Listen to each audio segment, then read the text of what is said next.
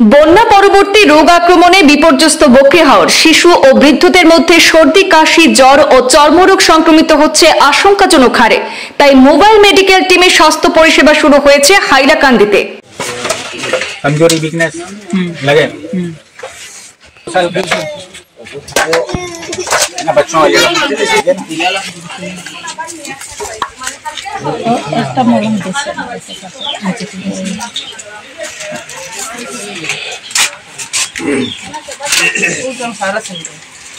উত্তর হাইলাকান্দিতে বন্যা পরিস্থিতি কিছুটা উন্নতি হলেও বন্যা পরবর্তী সময়ে বিভিন্ন রোগের প্রাদুর্ভাব নতুন করে বিপাকে পড়েছে সাধারণ মানুষ।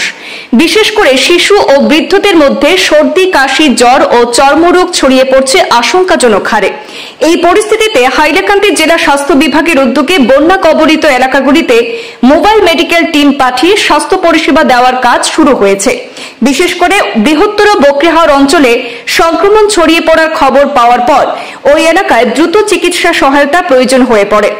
আলগাপুর কাঞ্চনপুর জেলা পরিষদ সদস্য আফতাব উদ্দিন লস্কর স্বাস্থ্য বিভাগে অনুরোধ জানিয়ে বন্যা কবলিত এলাকাগুলিতে অবিলম্বে মোবাইল মেডিকেল টিম মোতায়েনের দাবি তুলেছেন। তার দাবির পরিপ্রেক্ষিতে আজ শুক্রবার স্বাস্থ্য বিভাগের একটি বিশেষ মেডিকেল টিম বকরিহাওর 12 নং এলাকায় পৌঁছে স্বাস্থ্য শিবির পরিচালনা করে।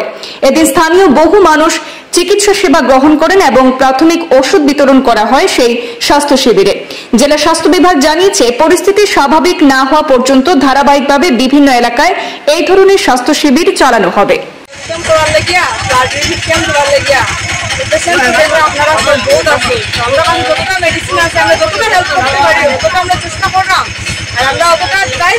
যাতে মানুষের ওষুধটা চলে যায় আর তারা সুস্থ থাকে।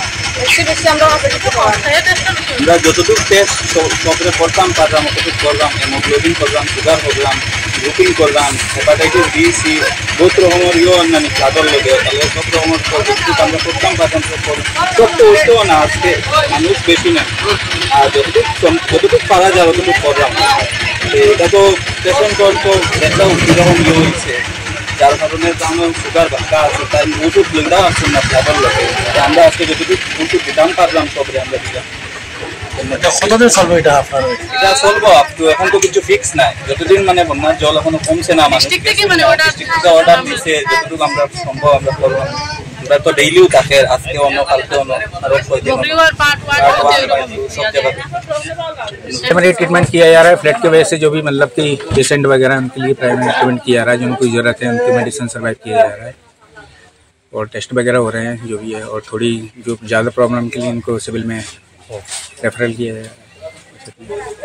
और कितना दिन चलेगा? अब जब तक ऊपर से ऑर्डर रहेंगे अब तक चलता रहेगा।